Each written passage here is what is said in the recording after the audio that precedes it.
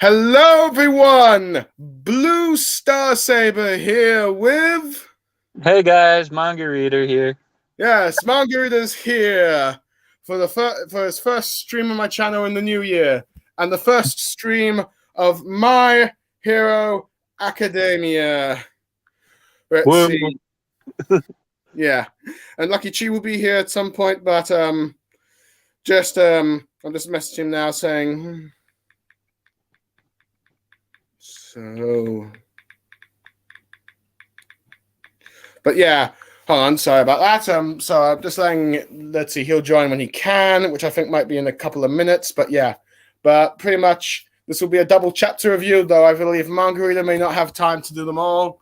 But yeah, chapters 376 and 377, which I have subtitled as New Matchups and the Return of the Power of Love and all that stuff. But anyway, yeah. Margarita, I should probably let you know. The sort of New Year's resolution, I've decided to change a bit how I would review. tackle your chapter reviews, I'm assuming, is what you were about to say. yeah, how I'm going to be reviewing my content and all that stuff, like chapters, episodes, and all that stuff. I'm not sure if you've seen any of my other previous channel videos of like related to Willow or Star Wars, but you could probably tell what I've changed. Instead of doing like... Yeah, I'd have to hit it back up. Yeah, I haven't really had a chance to do anything in terms of any of your guys' podcasts. Fair enough, but I wouldn't blame you. Granted, those let's see, videos have been pretty popular for at least my channel, at least, mostly because I end up releasing them on the day those episodes come out. But anyway, to explain what's going on to you, Manga Reader, instead, you know how I used to summarize and then give our thoughts on the chapters and whatever we were reviewing, like movies? Yeah. Instead, I'm going to summarize bits of the thing and then give our thoughts on it. That's cool. I normally kind of somewhat anticipate that maybe the big key events were probably what should have been ultimately summarized, and then, our thoughts would eventually get like the small bits. But yeah. And anyways, it's just to try and make the stream go perhaps a bit smoother, or at least ideally faster, but you know me, I like my details. Yeah, I could throw it in there anyway. Yeah, so chapter 376 on Knife's Edge. Let's see, but before that, we've got a double colored spread, which I believe is the top 10 popularity characters. Was it that one again? I wasn't sure. I just knew it was... Yeah. It just felt like a homage back to that one opening, but... Yeah. From what I can tell, the top 10 characters are Midoriya, Red Riot, Shoto, Uraraka, Hawks, let's see, Aizawa, Endeavor, Denki, Ida, and Bakugo. Yeah, it seems to always be the top 10 anyway, so... Yeah. That's why I wasn't sure if it was or not.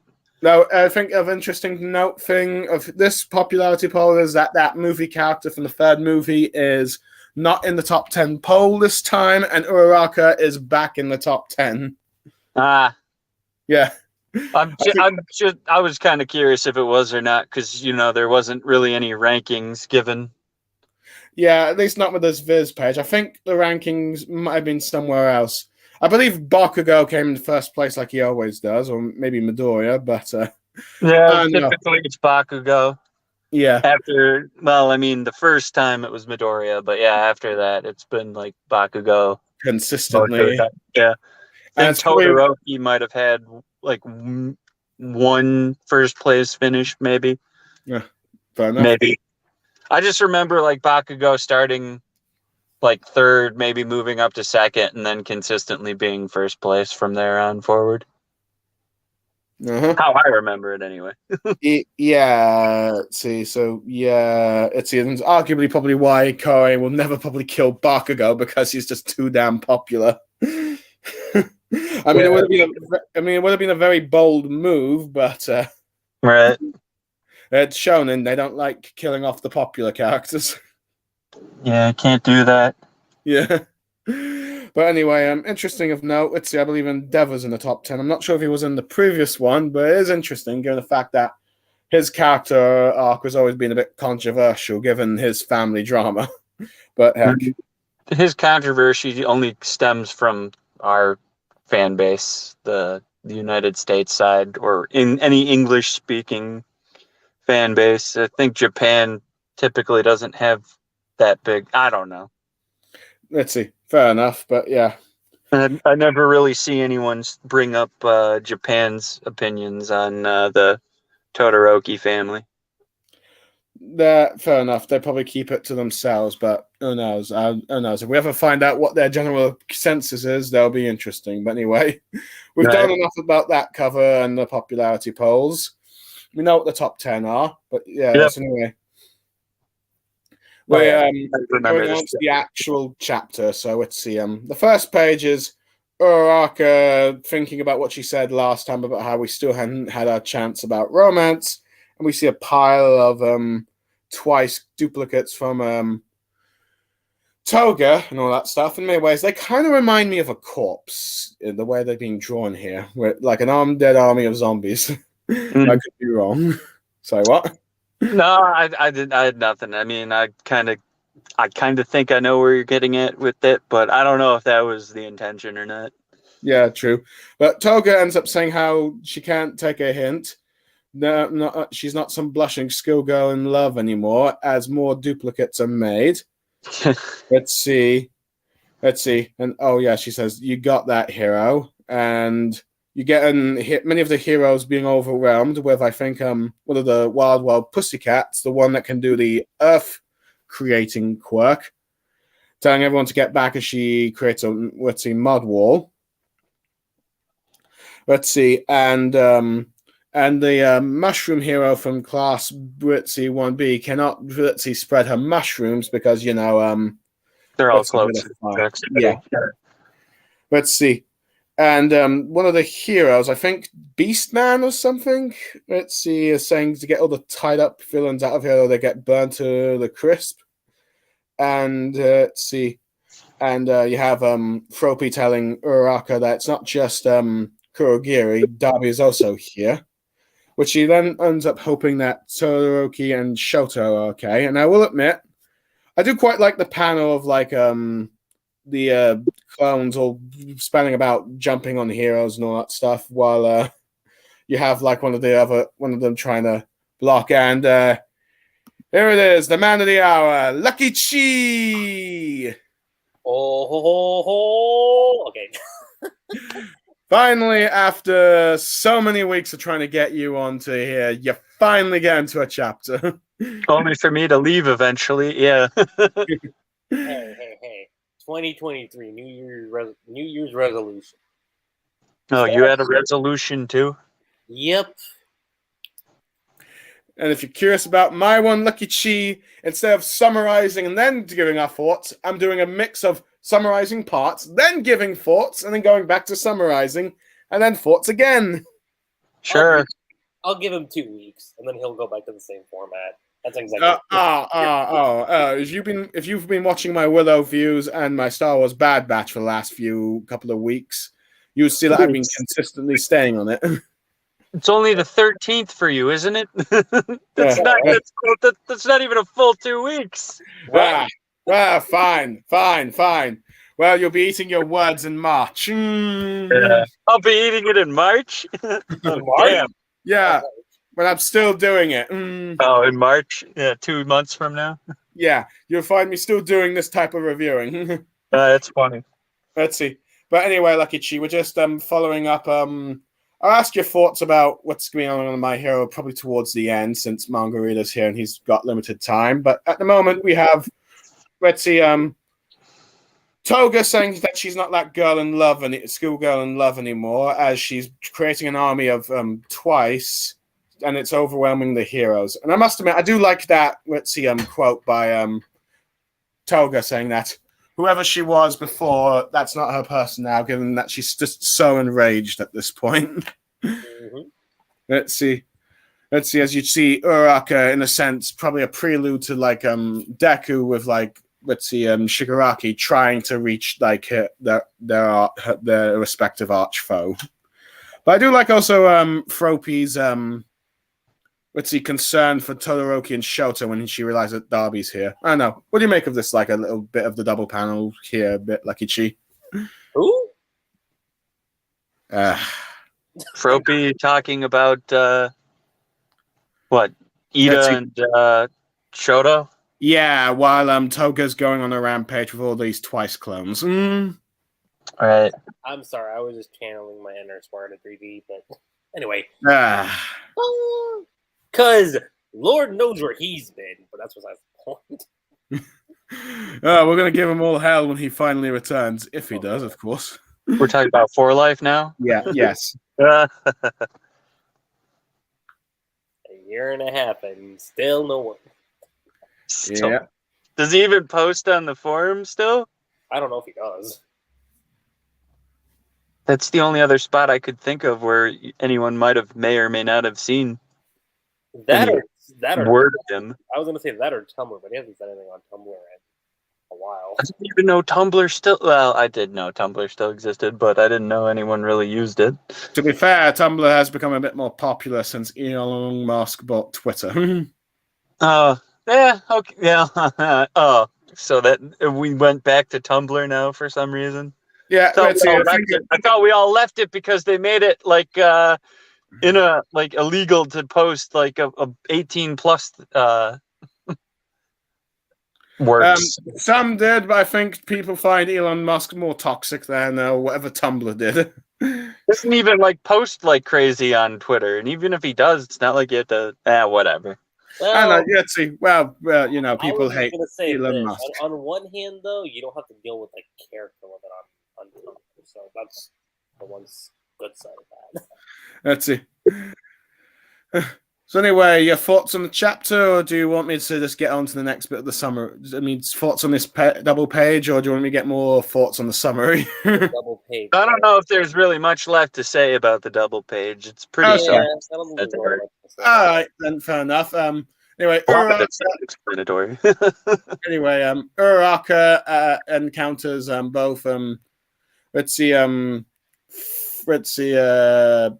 Earphone Jack and Tokoyami and all that stuff.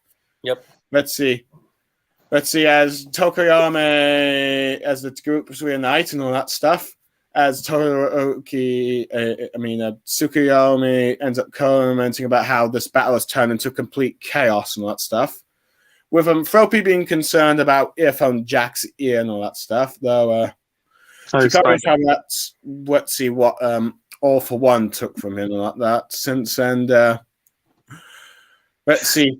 And she deduces that his army of Twice is actually Toga that's coming in from the fight. And Uraraka talks about all of Japan might be buried unless they stop her here, which goes to show you just how powerful Twice's quirk is. I mean, is it that big of a surprise, though? Yeah, I mean that is the reason why. It's one of the reasons why Hawk made him the priority to take out during the last war. I always thought that the reason he did that was because they could create infinite weaponry and crap. I didn't think it was going to be the whole trampling kind of. Well, I think I think it's a mix of both, just want to point out that it's absolutely hilarious to me that you'll sometimes know the character's name and not their hero name, but then you'll know their hero name and not their regular name. Let's see, what can I say? My hero and Tokoyami. I mean, I don't remember Tokoyami's hero name per se, but just I mean, okay. To be fair, I know Izuku's name already, but I know since I started reading this, I just calling him Deku, even before that became his full-on hero name. I was like, okay. I still can't remember half their names. Well, to be fair, that is the struggle with My Hero Academia. You've got many characters, and they all have two names. Well, yeah, double names. First and last, but no, it's not even the fact you're talking about hero names, but yeah, I mean their hero. What I'm going to say is this: is that it's not even the fact that they have two names; it's the fact that half the cast. No offense, but they don't really contribute to much. That's the downside of that. So you're kind of just Let's see. In many ways, it's only the major characters' names you end up remembering. Yeah. But yeah. But yeah. So anyway, let's see, they're analyzing the situation. Japan might be buried in an army of twices, which can either trample them with like just being twice, or maybe even twice just being everyone else and all that stuff. But yeah. Either way, they have to stop it. So yeah. Yep.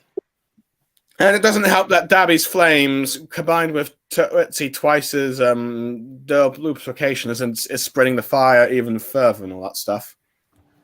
And they're talking about how this is not really a proper battle anymore, and the plan to separate the villains has failed at this point. Mm-hmm.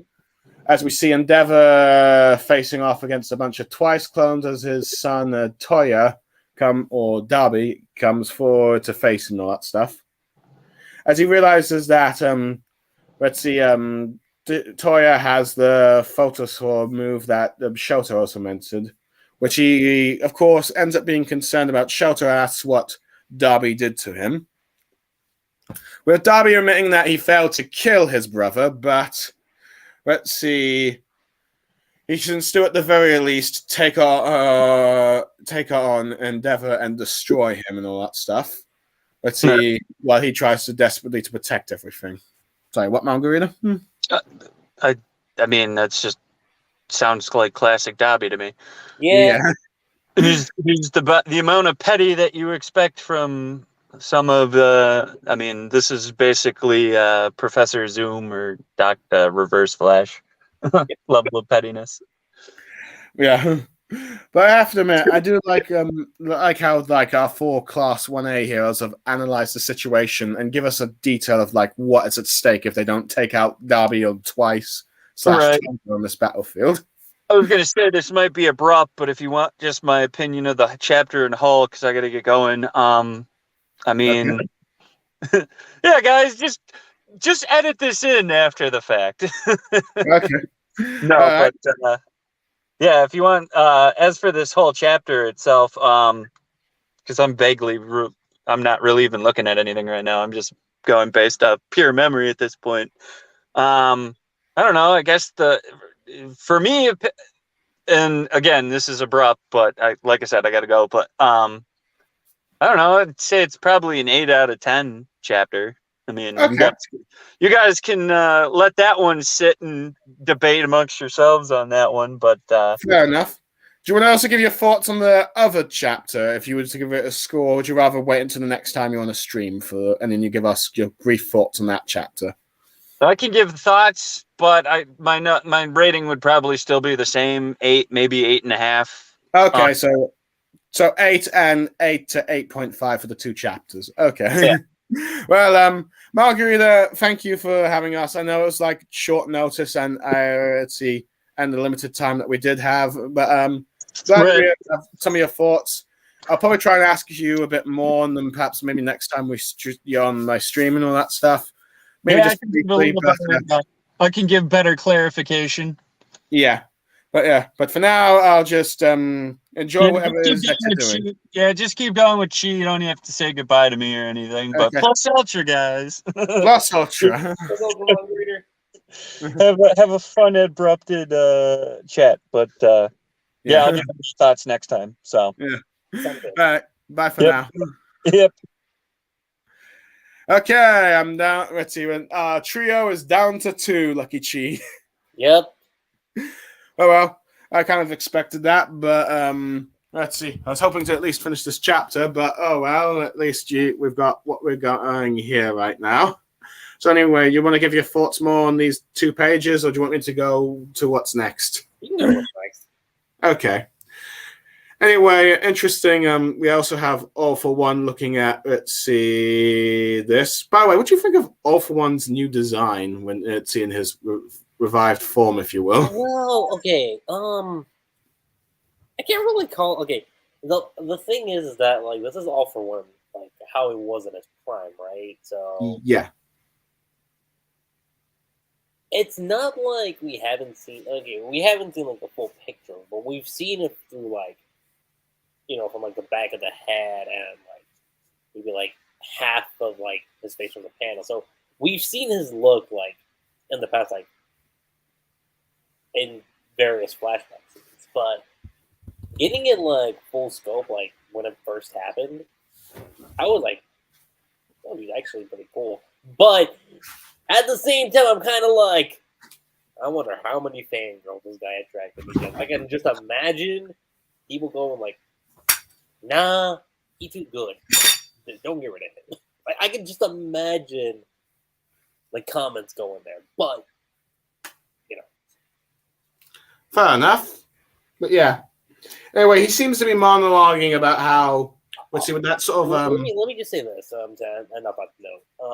I felt like he could have been, I don't know. I was kind of expecting it to be a little bit more menacing, personally. Like, I felt like how he was when he first appeared. And, like, even, like, during, like, the flashback scene, like, he felt a bit more menacing there. Here, I'm kind of like, okay, he still is menacing, but if you look at him his appearance-wise, it's like, I guess this is a problem with most shonen villains and all that stuff. They end up looking like pretty boys for the most part. Maybe that's just me, but, you know. But see, but then you get someone like Shigaraki, which there's... I'll touch on Shigaraki when we get to that, but, you know. Fair enough. Anyway, you have All For One monologuing about how the winds are blowing in his direction and all that stuff. Mm-hmm. And he's thinking that Kurogiri's probably, wrapped himself to, where Shigaraki is and all that stuff. Yep.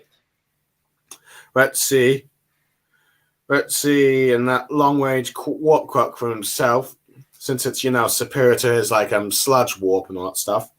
But it doesn't really matter, but he'll ride this wave of chaos. And then head to Shigaraki himself as he ends up flying off. But he gets intercepted by Hawks. And he ends up saying, with him mocking about Hawks about, twice his dying wish of, having to fight him and all that stuff. Yeah.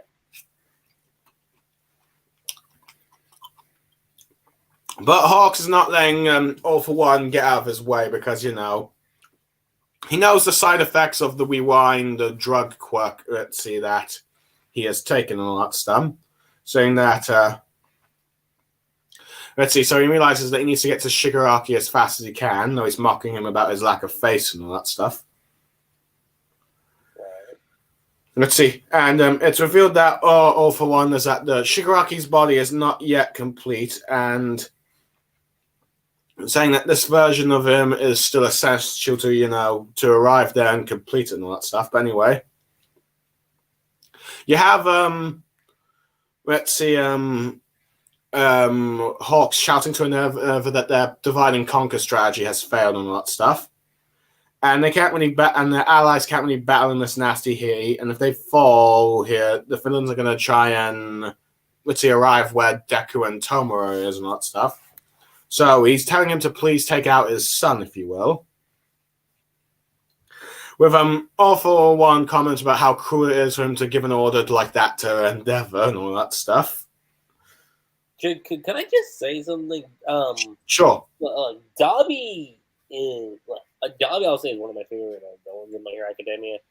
I'll be honest here. Since his fight with Shoto, he's been looking pretty damn menacing.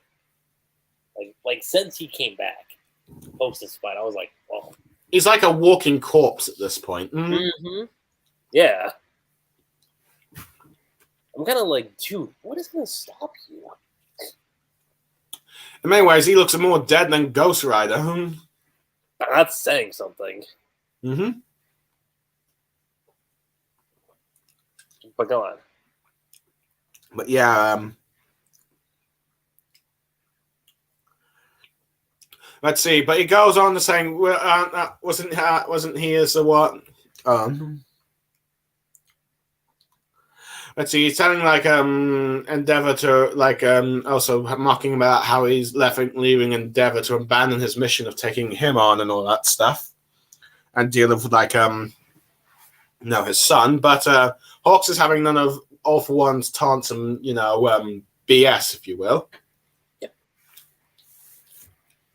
As Hawks revealed that All For One has already lost to the number one hero, So he hasn't really abandoned his duty. So now he is going to be the one to finish him off. With All for One just commenting that it seems to be splitting hairs at this point.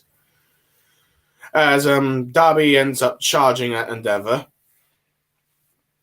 As the chapter ends with Endeavor thinking about his duty and saying at this time around he's really going to be seeing Darby like Toya as he's prepared to fight his son, ending this chapter.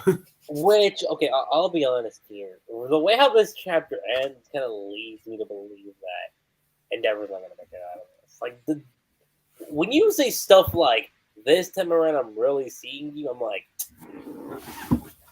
I don't know. That's just what I feel.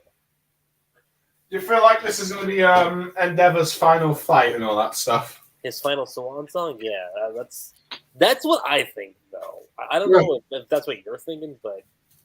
Yeah, who knows? Maybe I actually should have made the title Father versus Son in the subheading. Yeah, but Shoto's fighting too, so it's yeah. To be honest, how do you feel about Endeavor fighting Darby and all that stuff? Did you feel like Endeavor fighting Shoto would have been? Shoto versus Darby would have been more fitting conclusion for those characters and all that stuff. Say what now? The fact that Darby is still about, even though that Shoto already had his fight with him. Do you feel like this is okay to have as the final fight for Darby, or do you think it should have been his final battle with Shoto? Okay,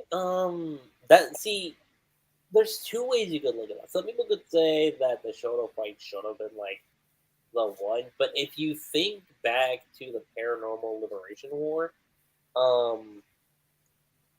there was a line of dialogue that Shoto did tell Endeavor that like the two of us will take on, Toya together. So, in a way, you could kind of say this is like Powe's.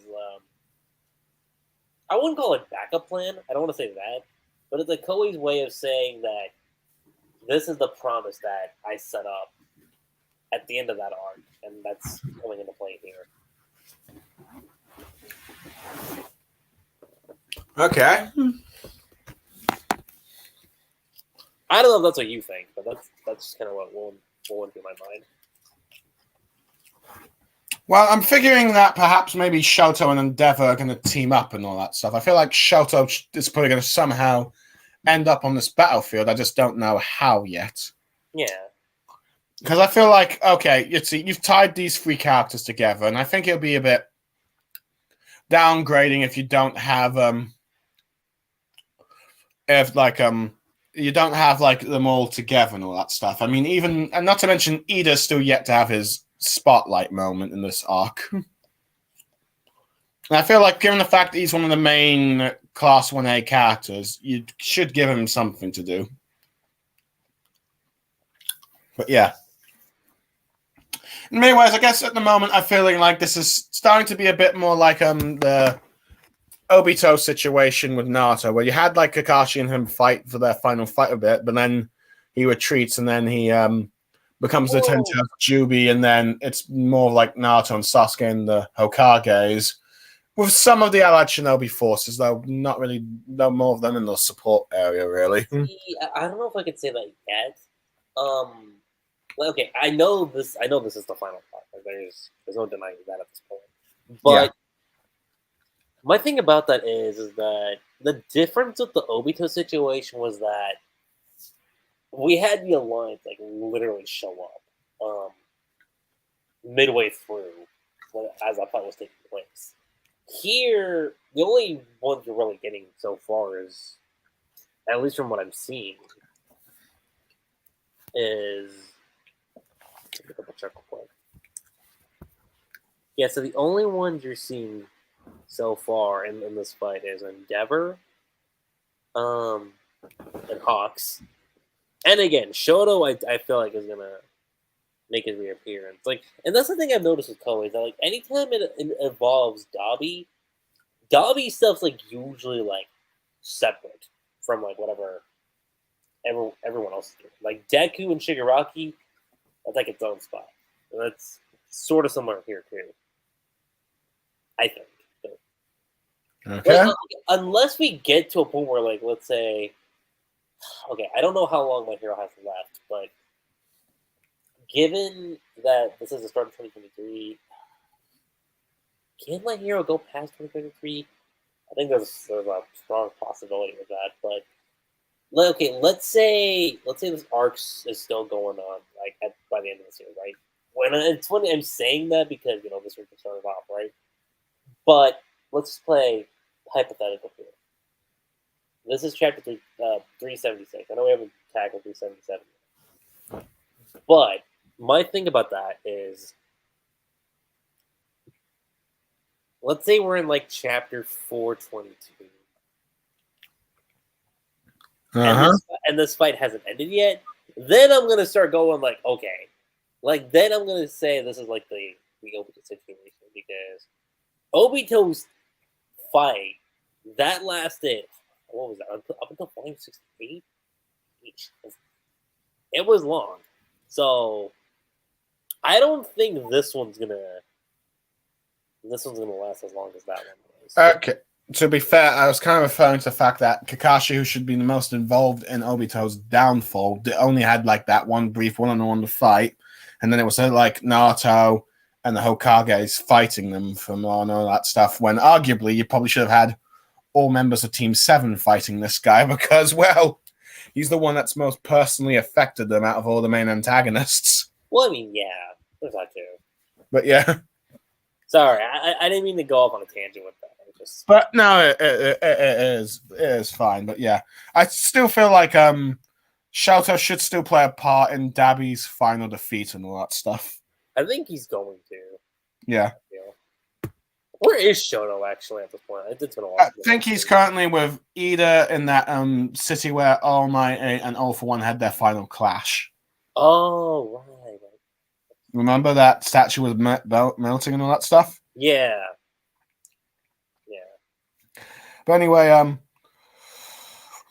I do like how Darby just seems to be like you could just see just how Darby's just so determined to just kill Endeavor. It's like, even though he couldn't defeat his brother, it does make me wonder. It's like, if you can beat Shoto, what chance do you have against Endeavor? Well, here's the thing though, and we've talked about this, like even like during like the My Hero Academia podcasts, but Endeavor as a character, like since the Rise of the Villain Dog, like he's gone through a journey. Yeah, he's gone through a journey. So yeah, his approach now versus back then, especially after that war, like his approach is going to break differently for sure. Yeah, I think we've talked about it quite a lot before, but Endeavor has always been a bit of a rather controversial character for My Hero Academia, just because of what he did in his family past, and how that probably for some fans might remind them of things in their own personal life. Because, like, not every parent is a decent person. Well, I mean, yeah, there's that, but let's see. But we have always commented that Endeavor seems to be one of the most interesting journeys, is particularly during the second saga, I would say. Yeah. It's like a jerkwad who, has always been bitter and vengeful and all that stuff, and just never really addressing his own problems. When he finally gets the top position he wants to, but not in the way he does, he starts to have a bit of reflection. It's kind of like a redemption arc in its own weird way.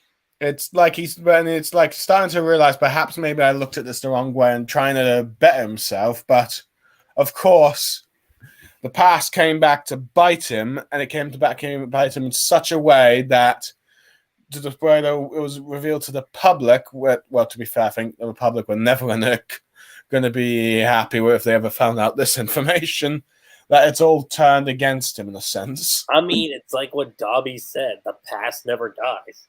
That's a fact. Yeah. Yeah. The past always comes back to bite you in one way or another. Mm-hmm. Let's see. I guess this is Endeavor's way of trying to address it, though. Let's see. But yeah, who knows? But yeah. Oops, I accidentally turned on my TV there. I'm just gonna quickly pause that. Okay. About that. But yeah. So he's determined at the very least he's gonna stop his son's madness. I like that. But anyway, I think the only thing we have to comment left is, the Hawks stuff with All for One and all that stuff. Mm-hmm. What do you make of it? Do you like this sort of matchup against them and all that stuff? Yeah. I kind of wonder about Hawks' situation too. I like that he is taking on All for One, but I kind of wonder what the repercussions are going to be, because we did have that in the last war too. But given that this is the final war, and the fact that you have All for One literally in the flesh there, Mm-hmm. I mean, I'm not gonna say it. They're screwed. Yeah, in many ways, it's the only person that's ever managed to take on All for One in his prime was All Might, but that was in his prime. Yeah, and even when we had the rematch between All Might and rematch meaning back in the UA beginning saga, when they had their fight, then that was All for One and All Might literally not tired out. That's not the word I want to say, but definitely In their weakened state. yeah, they're weakened state for sure, especially for All Might. Definitely. Yeah, it's pretty much not in the long past their prime. Yeah.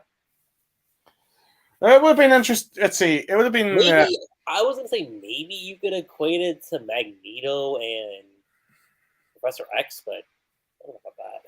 Mm-hmm. But yeah.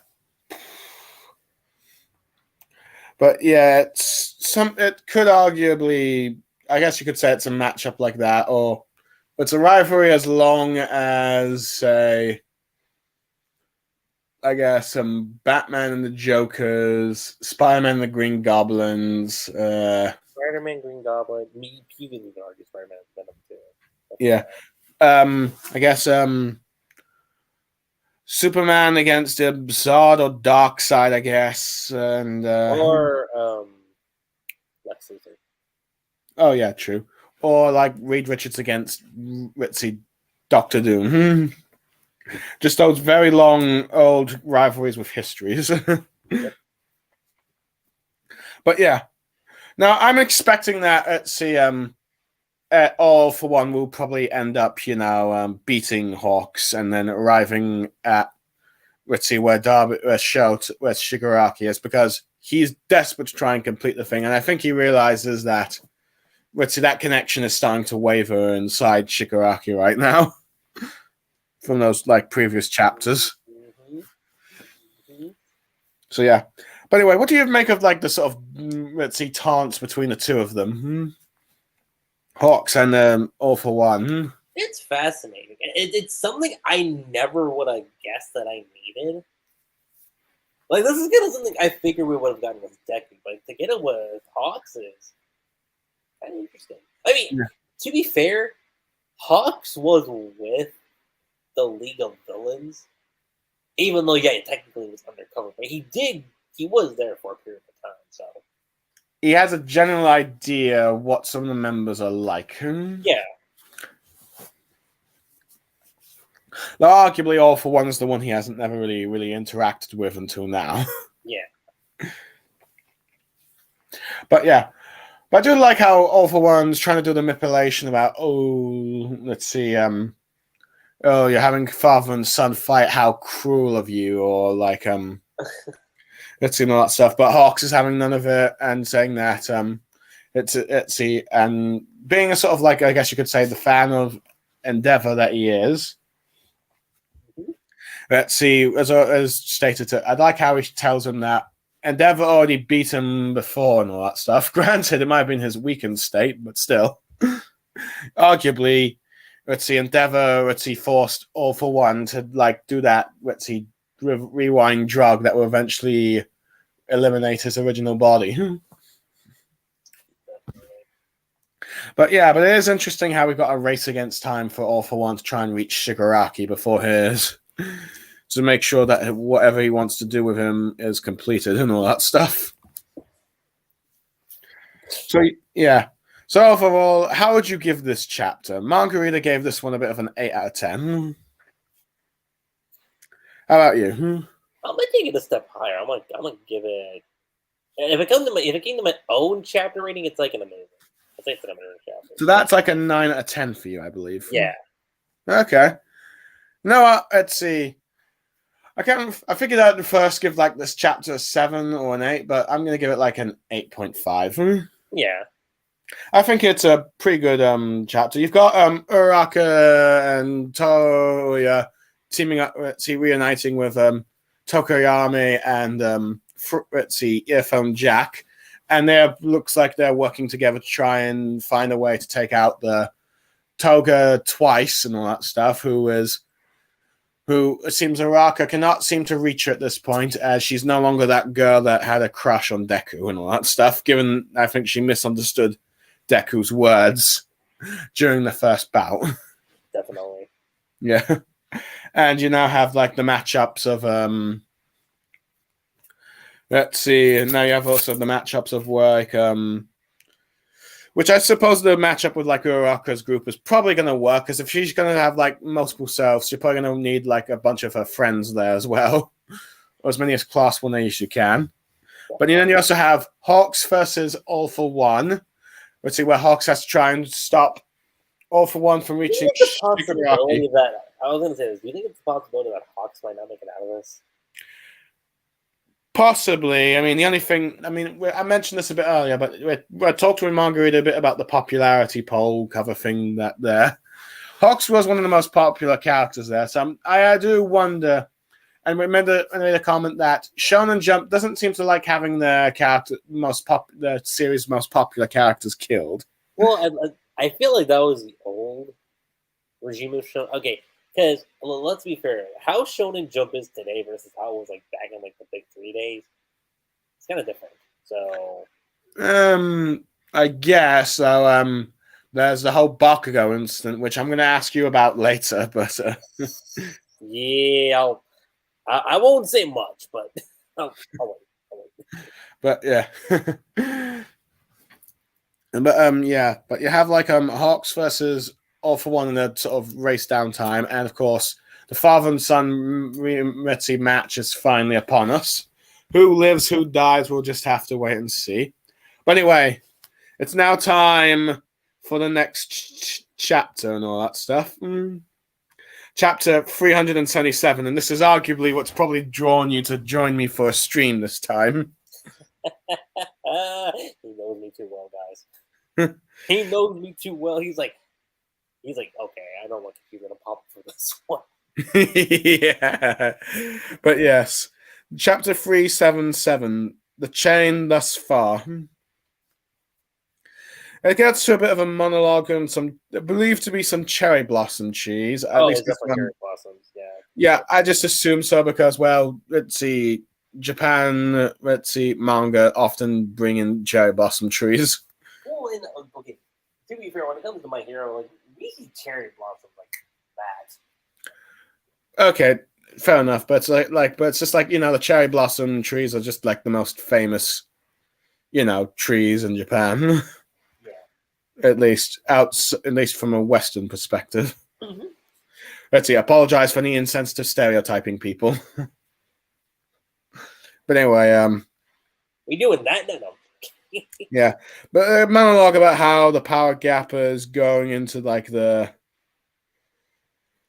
Let's see. Villain's side. The heroes try to strategize and defy their enemies to try to take the advantage, but a raging tempest began to blow that cut off that thing. As we're back at UA and we see Kurogiri warping with President Mike still about, where they're in the Aizawa and the copycat hero's direction. Momo, I think, Momoyama. I forget. Yeah, and I believe so. Anyway, and the hero water hose or water house, I think. Mm-hmm. But Aizawa realizes that let's see his friend President Mike there, and realizes that okay, it means let's see Spinner succeeded in his mission to bring Kurogiri with a Toga Twice clone popping out, most of them coming out, charging, grabbing the heroes, pinning them down, and as a result, the quirk is no longer affecting Shigaraki. In a sense, you can see the quirk active, all for one, activating within Shigaraki, as you kind of got like a sort of manifestation of all for one chart coming out of Shigaraki's back, if you will, and it causes a massive explosion. It's all that stuff. As we get a look at the UA camps below, as the power line, as apparently all the power gadgets are starting to burst and they can't create any more spare parts. And let's see, you see trying to remember her name, the engineer who quirk user, the one with the analytic eyes. Oh, Hatsume, yeah. Man, if this was early in My Hero, I would have remembered off the top of my head. Hold on, I'm gonna look at her up. Okay. Hold on, well, give me one quick second. I know who this is. Okay. I'm gonna think of it. Yeah, I need to know the top of my head.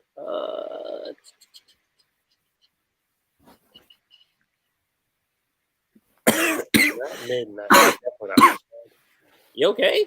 Yeah, I had a cold and all that stuff for like a week and so. I'm probably fine. It's just nothing to worry about. Hatsume. That's what it was. Yeah, Hatsume. I kind of said that, but I guess you didn't hear. But yeah, but they can't seem to apparently with Momo trying to contact or Creativity trying to contact. Well, actually, Mandalay contacting them, saying that they've lost the flight control, and that the UA is, I believe, falling down and all that stuff. Mm-hmm. So what do you make of these these sort of 4 pages so far? What do you make of so far of the chapter? So far? Yeah.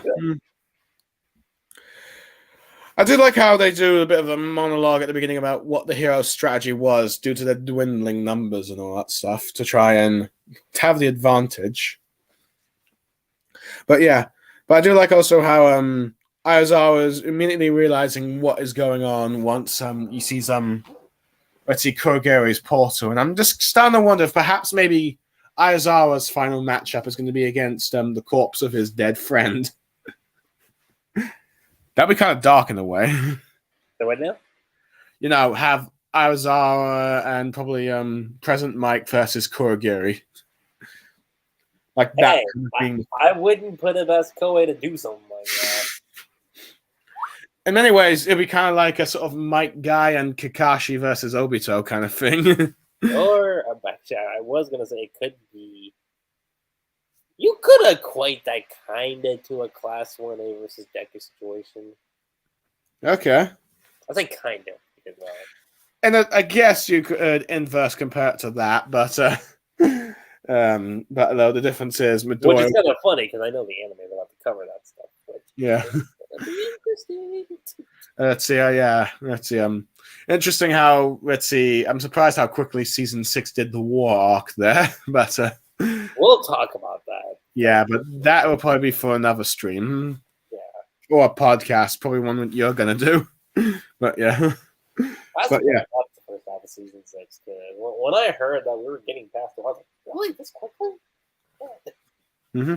But anyway, I do find it. Let's see, but yeah, but as we knew. Then again, I do remember, as far as the content goes, it was only 4 volumes. It's bad. Okay. Let's see. Anyway. Go on. Let's see. But anyway, as we know, we got twice just knocking everyone down and all that stuff. I'd like how you got the inside symbol of All for One's quirk being reactivated. It's like I'm back, taking over the fight, if you will. and unleashing his power. I will admit, it's quite pretty great to do all that stuff, and I like how that sort of energy wave just causes such a mass devastation to the UA battlefield. Yep. So yeah. Let's see. So yeah, I thought. Let's see, and I really like the sort of art, the drawing of like the Shigaraki and all for one bit there. What about you? What's your favorite panel amongst these? The Shigaraki and all for one. That's a pretty good panel, actually.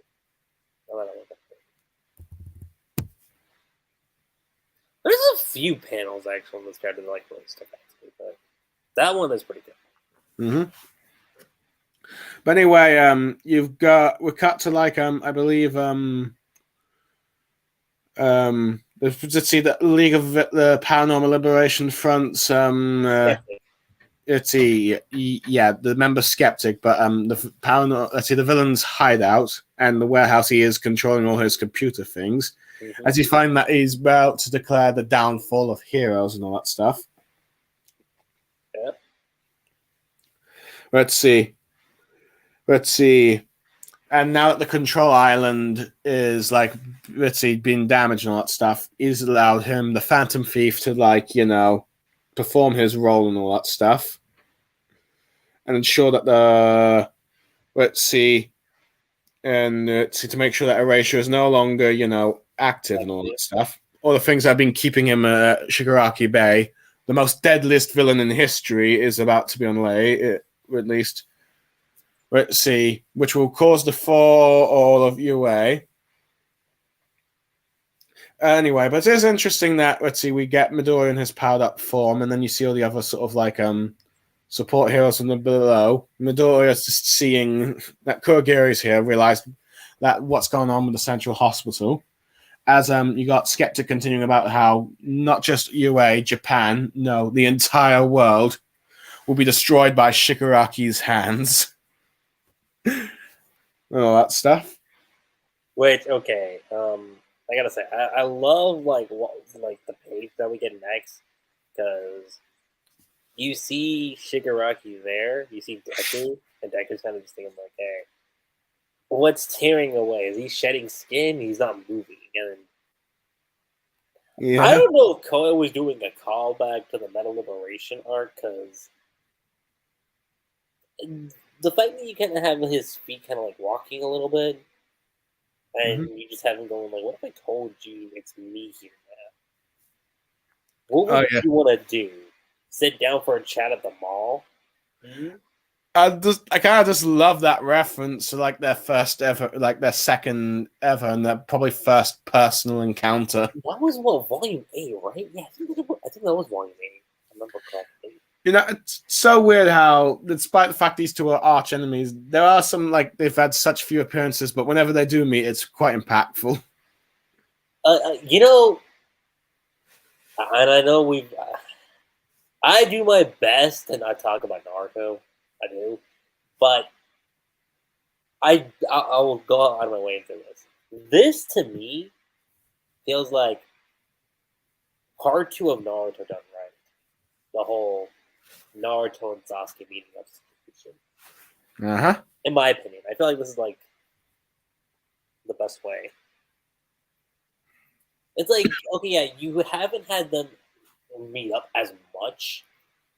Hardly ever, actually, if you think about the story. But every time they do meet up, it's like you sense that tension that's there. You feel like this feels more intense than the times when, like, between Midoriya and Shigaraki than compared to, say, like, Naruto and Sasuke, who should have a bit more of a history with each other. Okay. I know some people are going to go at me and say, well, didn't the first time they meet up? Yeah, they did. The first time they met up was, like, their first meetup in Shippuden, I'll always say, was, like, one of the best things. But, like, look, I'm beating a dead horse at this point. But 5 concepts they should have been like, hell no. So something should have changed by that point. But, it is what it is. Well, yeah, I do like. Let's say I do like this callback. Back when I realized that Miradori realized that Shigaraki seems to be back in charge of his body and all that stuff. And I do like the quote that Shigaraki uses. He's like, "Ain't happening, hero. After all, I am your villain." And it's interesting that he says it like that because it's. I feel like Kohei knew, and maybe this was something he always planned out. Like, is that okay? In the war, Shigaraki lost technically. And All for One takes in control. And maybe this might have been what he was planning for. Is like, okay, All for One's gonna take over, and Shigaraki's gonna fight his way out. Now, I say I like this because now it feels like we're continuing off from where we were with Shigaraki. At the very least, post Metal Liberation. That is true, because I mean, one of the criticisms I have been seeing is some people don't like the fact that All for One has taken over Shigaraki. Yeah, like, okay, them bringing All for One, I wasn't complaining about the fact that, like, All for One takes over Shigaraki to bring him out of prison. That wasn't my complaint. I was like, okay, but I kind of see how that comes into play. But the fact that Shigaraki was like a puppet, and Blue knows this. As a fan of Shigaraki, like, this guy was my boy, okay? So to see him get this treatment, I was like, yo, what are we doing? Yeah. Though it seems like this was all leading up to this moment where we saw the facade slowly break apart until Shigaraki came out, which mostly happened when Miro commented about how he didn't have any friends.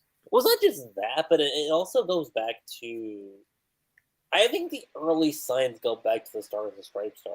Because you could see Shigaraki fighting for control in that battle.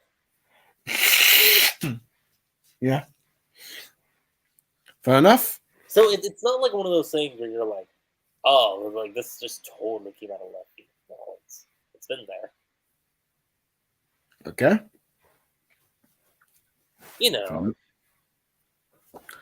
All right. Fair enough. I think I get what you're saying and all that stuff, but yeah. Anyway, time to continue on with the chapter, I think. Let's see. Skeptic is saying how UA system is going to naturally doom to fall down to the skies and all that stuff. Let's see, and the evacuation system is now in his in his hands and all that stuff. Let's see, as he says that all those ignorant masses and those heroes and civilians will perish in the name of their liberation and new order, if you will. Mm-hmm.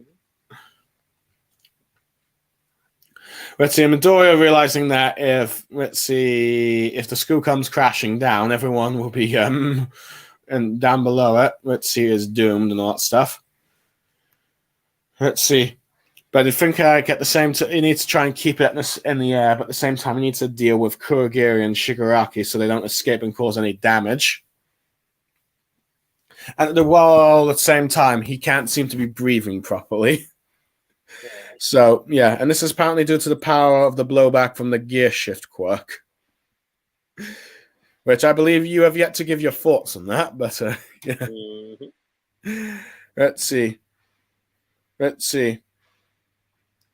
And he doesn't get, and apparently one of the drawbacks is that cells don't get a second to rest, and his body doesn't get enough oxygen and that stuff. But anyway, the second user tells him that he can't just fall just yet and all that stuff, telling him that there's a silver lining into this apparently dark cloud. As he talks about how All for One is struggling to keep the two identities within whatever is in Shigaraki right now unified and all that stuff. Let's see. And we get an interesting thing. We learn a bit more that apparently those within One for All and All for One sort of resonate with each other, and they're able to parent the other's inner workings, if you will. Which kind of does take us back to, I know I've mentioned the last war a lot throughout this discussion, but it does go back to that when you had Shigaraki and Deku, have that inner world, if you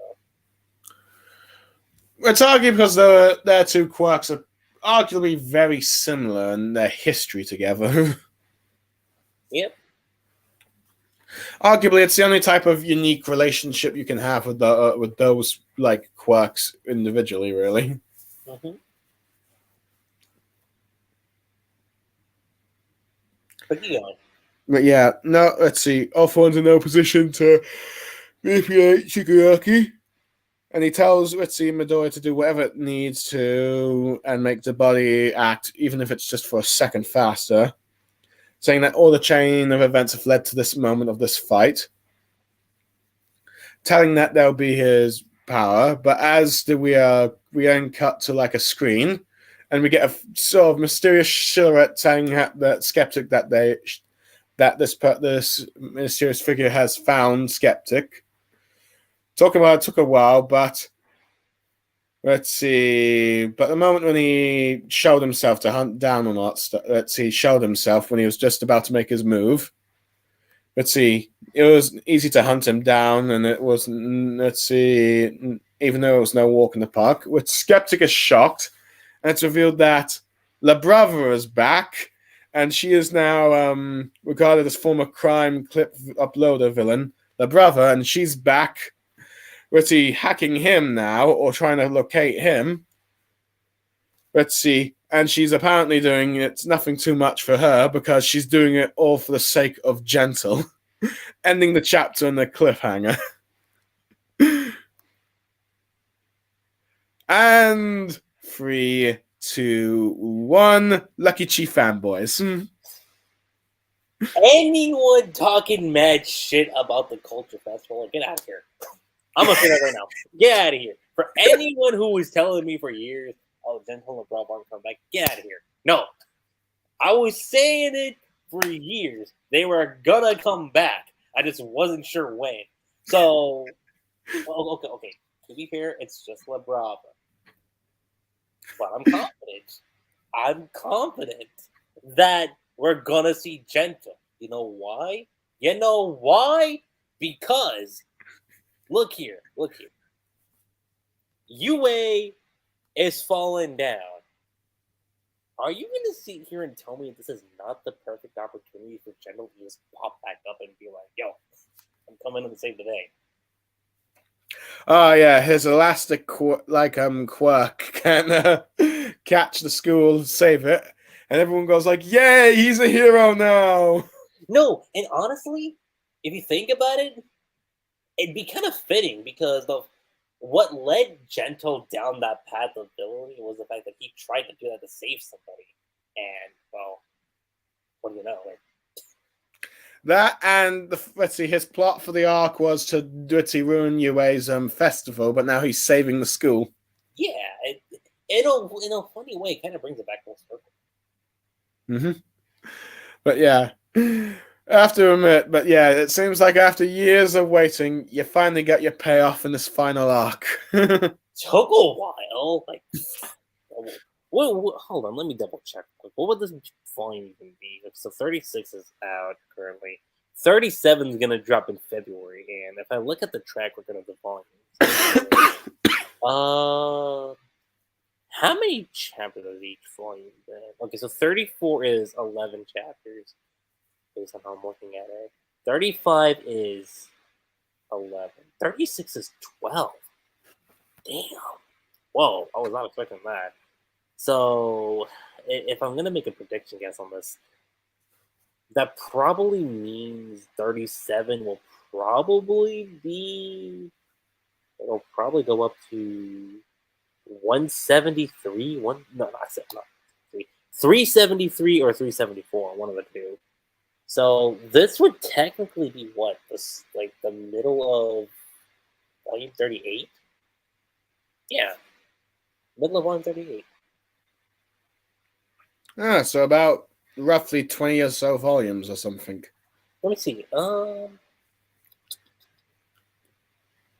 Again, 373, 374 is kind of like my estimate guess of like how long this next one is going to be. But if that's the case, it's been it would probably be like at least 18 volumes since we last saw La Brava.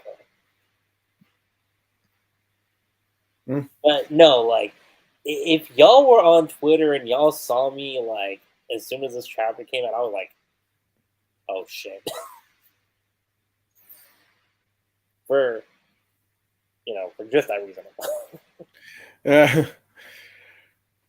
Yeah, I think I got a glimpse of that, but yeah, it is interesting because I figured, let's see, Powe, at one point, I figured Powe was going to do sort of like the sort of One Piece Marineford route where Midoriya arrives with like a bunch of his former foes to help out the heroes in the end. Yeah. And some new allies along the way, but clearly that was not the case, but yeah. But it's an interesting thing because you got like the two villain tech geeks fighting each other here. Skeptic and I mean, La Brava is a perfect counter when you think about it. Skeptic. Yeah. And let's face it, no other hero has been really tech-based, really, or at least computer tech-based. Was there a computer? I'm trying to think of what was one of the members of Class 1A computer tech. I don't remember it. No. Yeah, no. I don't think anyone from Class 1A was a tech-savvy person. As far as I know. Okay. But I just like how the cockiness of like Skeptic about how this Phantom Thief and all that tech stuff about releasing the great evil and destroying the world is then just shocked that someone is able to find him. It's like, you're getting your comeuppance, dude.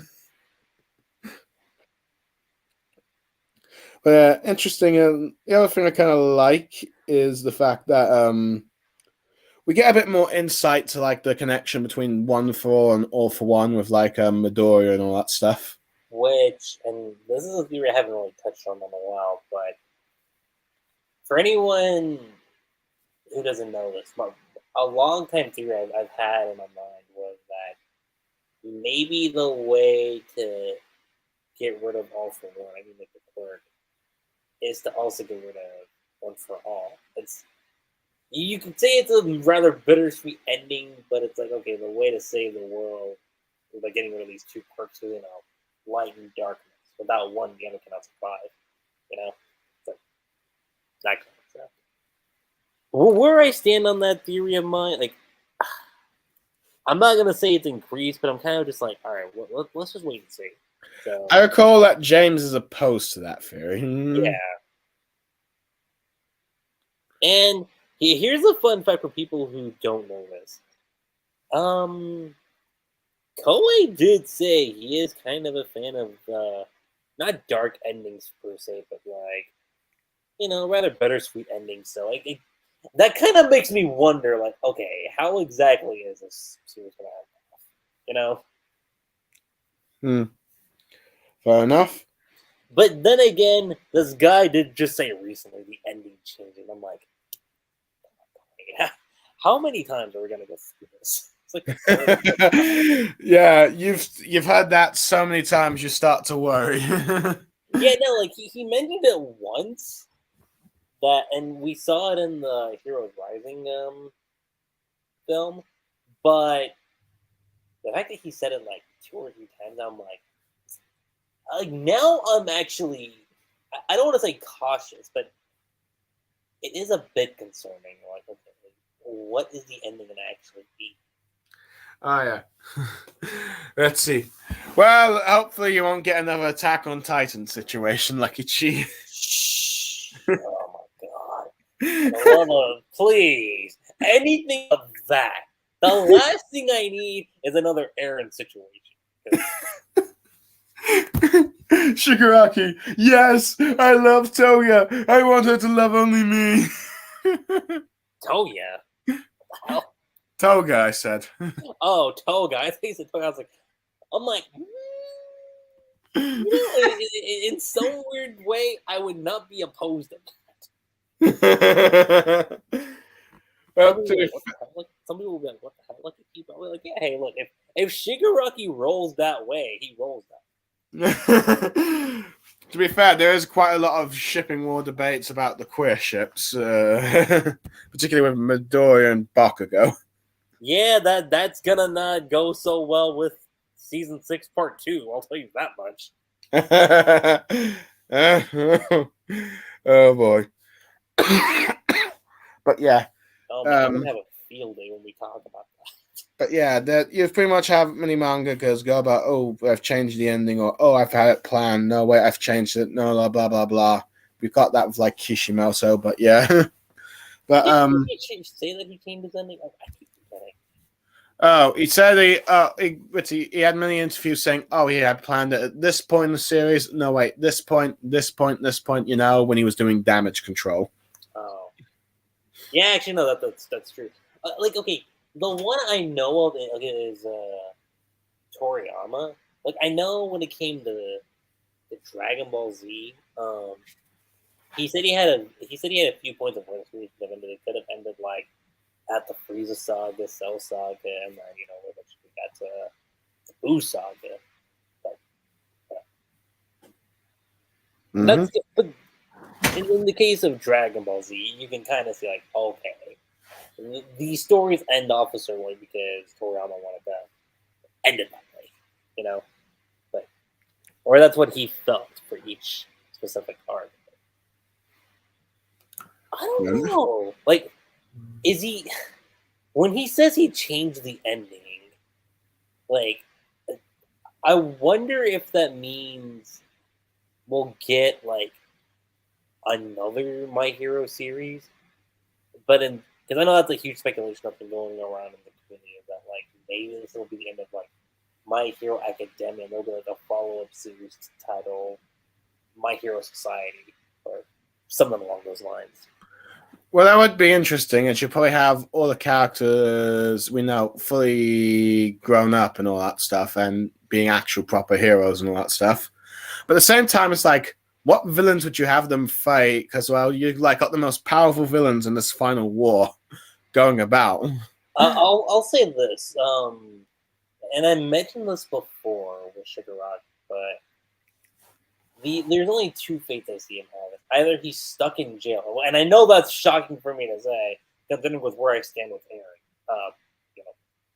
before the abomination that was 139. But besides that, there's only two options there. It's either he goes out as a villain, or not atone for his sins, not necessarily that. Because I do think Shigaraki at this point is a bit too far gone. I know Deku wants to save him, which kind of makes me wonder how that's going to actually come into play. But actually, maybe it could just end with Shigaraki in prison. Like, remember how the fight with All Might and All For One ended? It could be that scenario. Where Shigaraki's defeated, but okay, think of an Aang and Oza situation. Like Aang defeats Oza, but he doesn't kill him, and maybe it's that situation with Shigaraki. So, you think it's going to be you think in a way Midoriya isn't going to kill Shigaraki, but takes his powers away somehow to make sure he's no longer a threat. I don't know about taking his powers away, but definitely. Because here's the thing: Shigaraki right now.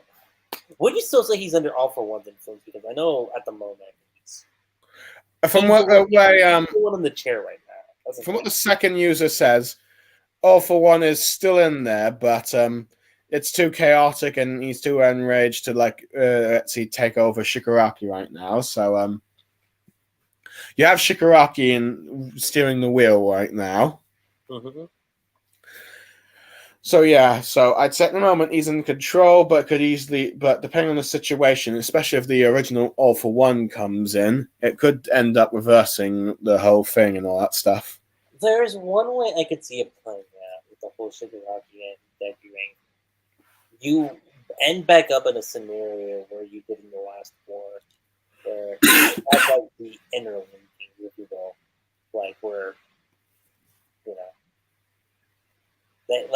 it's like their own little vestige space that's separate from everything. Now, I know some people might think, oh, does that mean talk no jutsu? No. I do not mean that.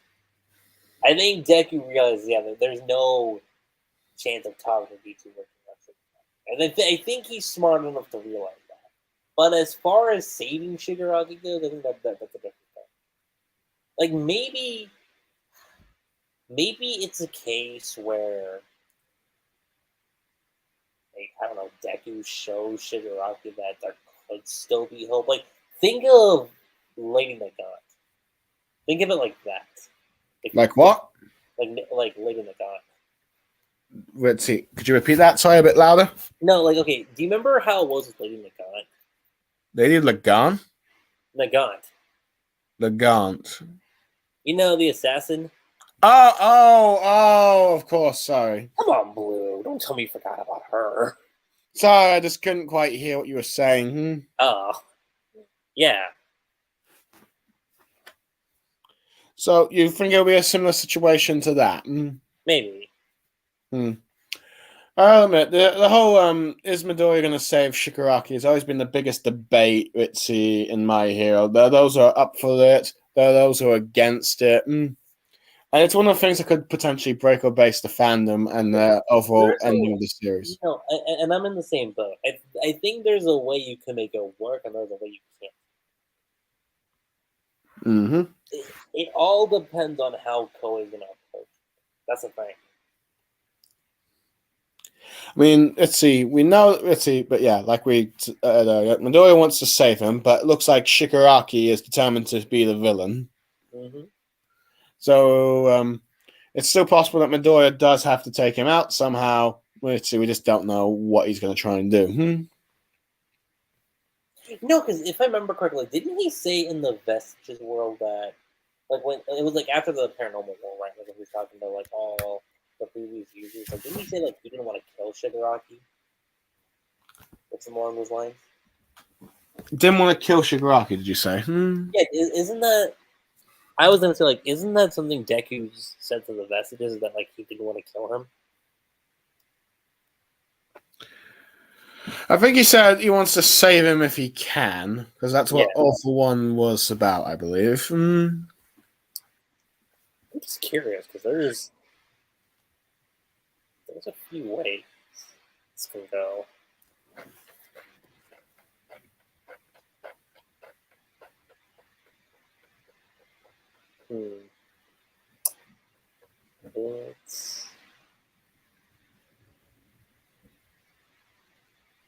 If anyone's still listening on this, well, we apologize for being a bit silent. It's just sorry, people. We're just trying to think. Yeah, like the state of where the series is at right now. It's make or break for it, if you will. fascinating. I'll say that. It's really fascinating. But yeah, let's see. But yeah, so fascinating. Even Blue can't figure out how to come up with it. He's like, damn. Yeah. From that. Well, I guess if there's anything else you want to talk about this chapter, or okay, if I gave the last chapter an amazing, okay, I know I gave a lot of huge praise for Le Bravo, but definitely Shigaraki taking back his control is the biggest thing for me too. This guy knows. The second Shigaraki started being a puppet, I'm like, okay, if anyone read 100 Year Quest and Blue knows exactly where I'm going with this, yeah. for those who know what happened to Geelong, now granted, it was more amusing for that one, but for me, that was like a nightmare. I was like, what are you doing to him? What are you doing to my boy? Right? Fair enough. But yeah. No, but this one was more like, okay, Shigaraki, I know you're in there. Be free. That's all you gotta do. Just be free. Break the shackles. All you gotta do. And it seems like we're heading in that direction. Seems like. Yeah. At the very least, it seems Midoriya is about to fight Shigaraki for a bit before maybe All for One tries and possess him again. After that, we might find out what actually, of course, will happen. Will Shigaraki be saved by Midoriya somehow, or will he die somehow by All for One's hand or some self-sacrifice thing? I think, or will he go to prison? Yeah, I don't know. I think there's a lot you could do with Shigaraki in prison. I feel like there is, but you know. I know. I mean, but I wouldn't be opposed to the idea of him dying either. Like, okay, it won't be death by death. It could just be like death by self-sacrifice. Yeah, because what I think about that is you have to make it work. That's the thing. There's one thing that does often happen is that the shonen manga will try to have their heroes avoid killing as much as possible. Unless it's absolutely, there's no avoiding it. You know, like Demon Slayer. Like Naruto when it came to Kaguya. Yeah, people forget about that shit. Well, you could have always done the fake Itachi. Yeah, there's that too. But yeah, so anyway, this chapter has League of Villains taking a Britzy, turning the tide back in their favor with twice stopping the Erasure quirk, the Toga and all that stuff. Let's see, Shigaraki getting back his quirk, causing a massive explosion. The UA Island falling down, Skeptic making his moves to bring about the ultimate evil, if you will. Midoriya, the time to try and figure out everything. And one thing I forgot to mention is the fact that I liked is the fact that we got a down blowback from Midoriya's quirk, Gear Shift, which Luckychi. How do you feel about the second user's Gear Shift? Quirk. I actually like it. I like it quite a lot. It's not something I would have thought about. I was like, what's it about the second user's quirk? But I actually think that's kind of cool. So you don't mind the fact that it's a sort of like air bullet thing that Midoriya can control and all that stuff. Yeah. Well, and it's something that I mentioned during the Endeavor Agency podcast, which was that a lot of his 6 quirks are really like just support quirks. Or they're more like supports, like utility gadgets. So, but okay, the only real quirk Deku does have is Flip. That's like the only real thing he can do. Every other quirk's like a support item, if you think about it. Like Batman, if you will. Batman. Got his Batarang, got his glider, got kryptonite at all times whenever Superman or Man, if James was here, he'd be like, that's a problem. You're playing with fire. James, I love Superman too, but Batman is just my guy.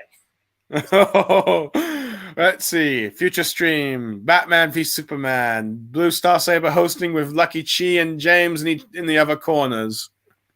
Honestly, I feel like it would be kind of simple for the most part. I feel like James and I are like at that point where we're like, we know both of us are kind of stupid when it comes to these debates. We'll have a talk about it. Yeah. Anyway, I suppose. So yeah, you for most part like that quirk and you like the drawbacks. I think you also like seems like the history with like the second user and All for One. Yep. Because from what I could tell from that history, it seems like he seems to hate the second user for what happened to his brother. But yeah, you have like Shigaraki turning back, the blowbacks of like Gear Shift, and the return of the brother to help the heroes. So yeah, that's quite a bit. So yeah, I'd probably give this chapter probably a 9 to 9.5 out of 10. I just think it's like a very good chapter with a very good cliffhanger. I'm gonna give you a straight rating, Amazing Plus, right off the bat. And I'm only saying Amazing Plus because this is something I've noticed with this arc recently, and it goes back to something Cody mentioned in his author comments from Weekly Center Jump. He's been dealing with shoulder pain So, if anyone's wondering why My Hero hasn't had like that many pages, it's mainly that. Yeah, the chapters are pretty short, I will admit, but it does seem he's giving his best work for at least what he's done. No, it reminds me of, which is funny when I bring it. It reminds me of the Joint Training Guard. I don't know where because Joint Training Guard, complete noses. Chapters are short, like super short.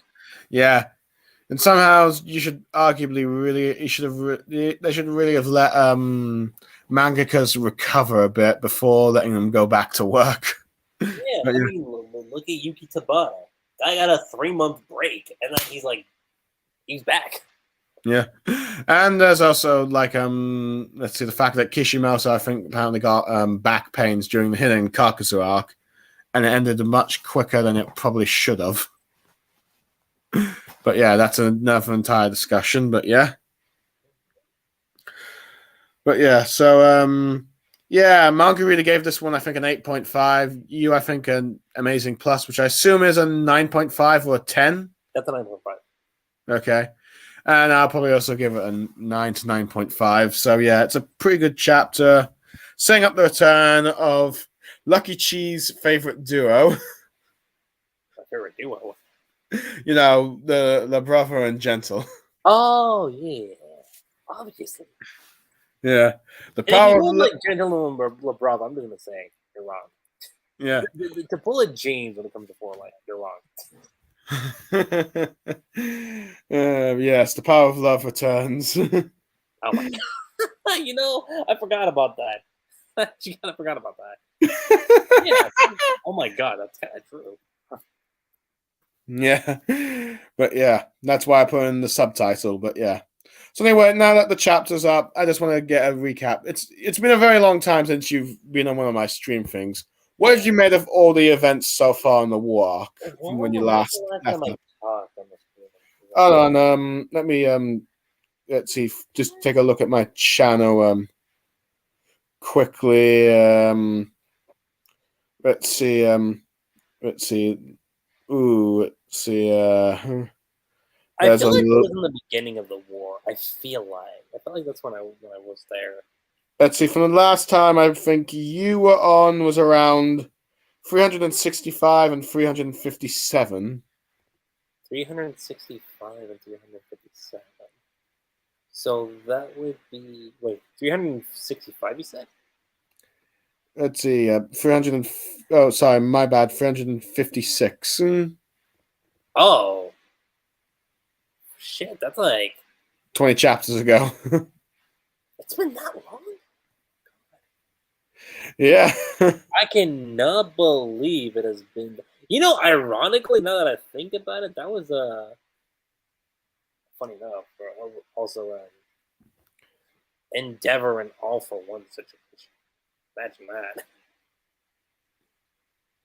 Yeah, since that part of the battle and all that stuff, that's how far you've been away for. Well, I mean, here's the thing. I went through a weird 2020. I don't want to talk about it. But all I want to say is, like Shigaraki, I'm back to where I need to be. That's what's important. I'm back to where I need to be. And with how everything's been, okay, look. The only real, WTF moment for me was Bakugo's situation. That's the only thing. Bakugo's whole thing had me going Colin, what are we doing? Yeah. I was stuck on that for days. I was okay. It's not the fact that Bakugo was coming back. It's how he's coming back. I'm like, Headshot of all people? You?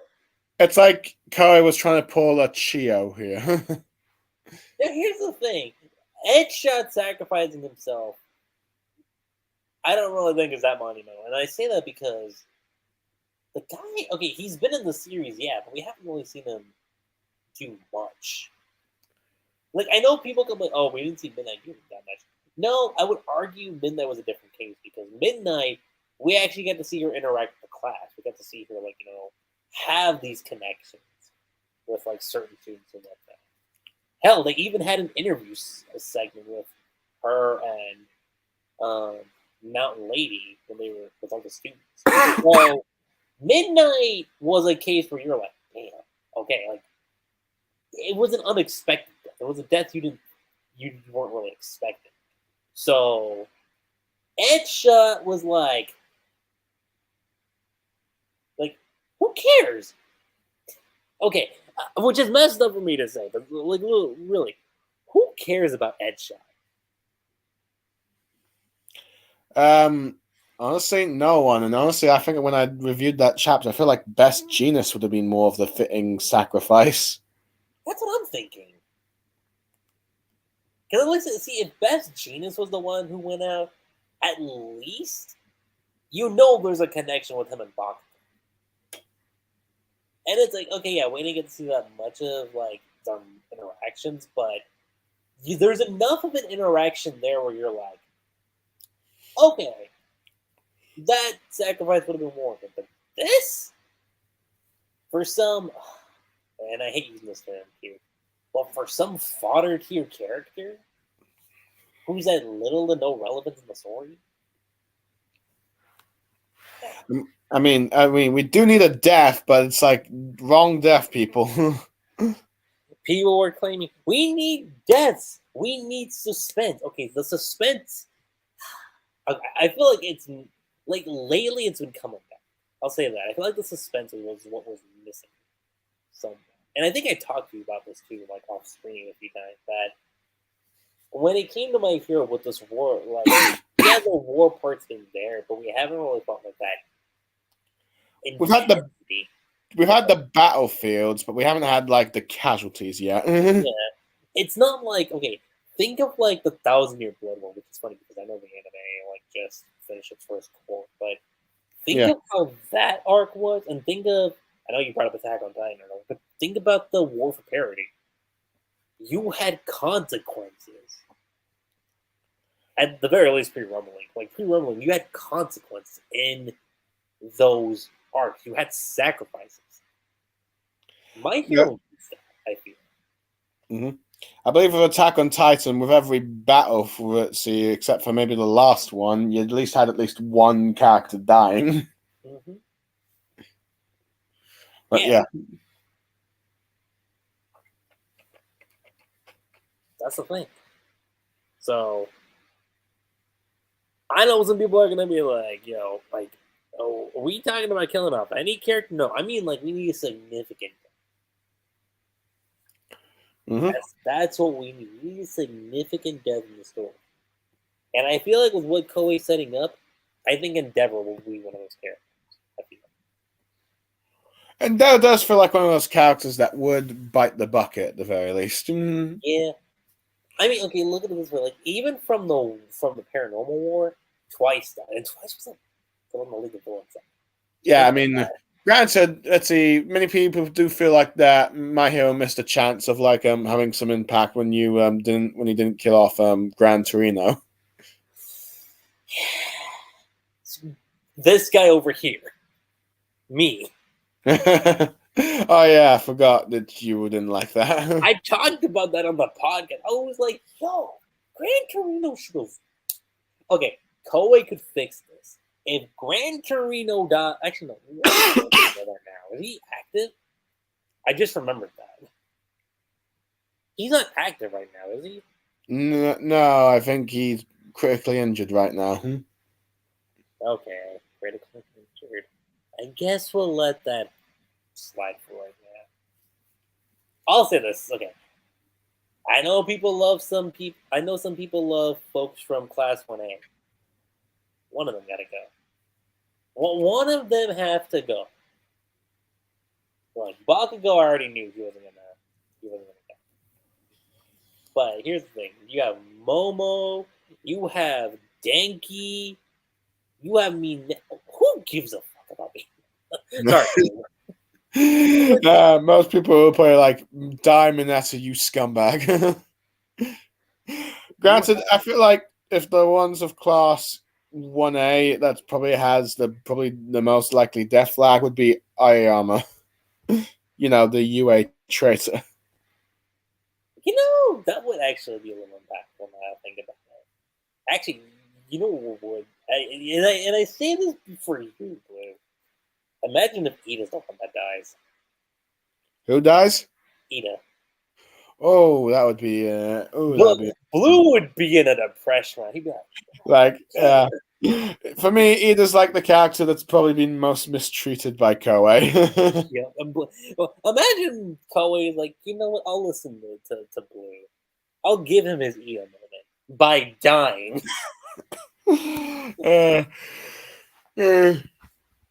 Yeah, as long as he's not dying for the sake of a pairing, I might be able to tolerate it. Yeah. Yeah, let's hope that's not that. I don't think he'll die for that. No. Yeah. But yeah. So out of curiosity, so you've most liked what you have. What about the thing that sort of came like last minute for most people, like the My Hero Academia X-Men stuff? With like the heteromorph quirks uses, a spinner and a tentacoil. That stuff was okay. I know some people had an issue with that. I thought it was intriguing. I just feel like it's something we could have explored, like before this final arc, definitely. But given how it's the final arc, it's kind of one of those things where you're like, "Oh shit, I have to give these characters like moments to shine," So fair enough. like, again, that content to me wasn't bad. Like I thought that was interesting. I think you could have had that stuff happen sooner than. So it's kind of like, okay. Yeah. Fair enough. Well, I think that's just about everything we've covered up. We've gotten your thoughts on what's been going on so far. You've liked everything except for Bakugo. Let's see. We've both given our reviews of the chapter, Luckychi. Is there anything else you want to say? Or is that it? I think that's it for the most part. Fair enough. Let's see. Fair enough, people. This stream has perhaps gone a bit longer than I expected, but then again, it's the return of Luckychi. So I'm sorry. I might have been the one that increased the run. Nah, it's fine. But we've had quite a lot to say about the two chapters anyway, particularly stuff with Shigaraki. And stuff with like Endeavor and Darby. Let's see. So yeah, and for you, I was gonna say. Plus, I do have a My Hero-esque discussion coming up, which Blue's a part of. He won't say it. I don't think that. I think I realize what you've put in there. But he knows. He knows. That'll be interesting to see what you've managed to edit out of that one. Yeah. But yes, but yeah, that'll be it for My Hero for now. Maybe we'll talk about it in My Hero again next week. It really depends on the contents of the chapter. Actually, I think My Hero's on break, so we won't get another chapter until the 22nd. So. But yeah, who knows? I will probably ask Luckychi for some things I'm planning on in the future, but we'll just have to wait and see. But this will be stuff off screen. But for now, I am Blue Star Saber. And I am Tenkuchi7. No, that doesn't sound right. I'm Luckychi7. Yeah. This has been the My Hero Academia reviews of 376 and 77. Let's see, I hope you enjoyed what we had to say. Thank you for listening in. If you do, even if you're just doing it in the back, putting us on in the background, that's all. I wouldn't mind. Arguably, that's what I recommend with these podcasts or streams that I do. But yeah. But in the meantime, I hope you enjoy your day. Plus Ultra. Plus Ultra. The past never dies. And with that, we are gone. Bye, everyone.